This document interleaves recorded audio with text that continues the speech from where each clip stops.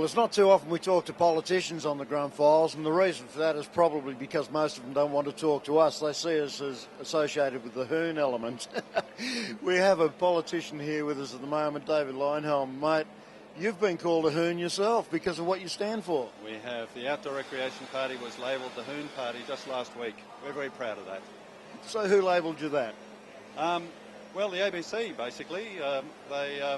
They interviewed me and I spoke up in favour of higher speed limits and leaving young drivers alone and not harassing them and that sort of thing. And I also said that if burnouts are not harming anybody else, then that's no business of the police.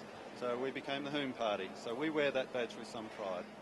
Absolutely, mate. You would qualify to be a member of the Grunt Files Club.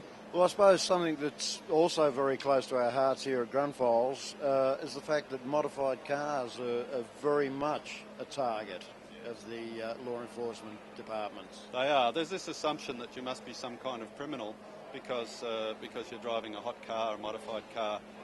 We don't go along with that at all. The Outdoor Recreation Party says the chances are you are probably a skilled technician, mechanic, whatever. You probably know your car, love your car. You wouldn't damage it in a million years, and you certainly wouldn't go and do anything stupid with it.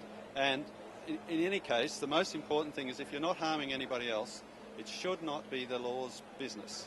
So we've really become a big brother country, haven't we? Yeah.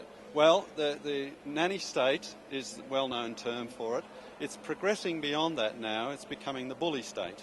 So we've gone from the nanny, where they want to wipe your nose and your backside and so forth and stop you making silly mistakes, to the bully state, which says, we know better than you and we will force you to do things. Absolutely, and of course we're here at Summernats. You'll notice on your way out of the event here, there'll be plenty of police out there and they'll be pulling over every modified car and checking them on the way out. And there'll be a lot of revenue raised here this weekend. There will be indeed, although there'll be the P-plates that get the worst attention of it all. That's something we're dead against.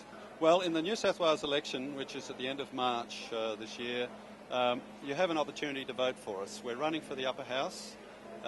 You can vote for Liberal or Labor, whoever you like, in the lower house. That will decide the government. But in the upper house, if you vote for one Outdoor Recreation Party and we get in there, then we're not going to support anything that imposes on individuals. Well, that all sounds pretty cool to me. I'm really not all that big on politics, but I've got to tell you, forget about the donkey vote. If you live in New South Wales, why don't you think about the Outdoor Recreation Party? And this isn't a paid ad, I've got to tell you. I just think that it's about time somebody stood up and supported us, those of us that are considered politically incorrect by the general public, because that's the way we're portrayed by the media and by the people that rule us.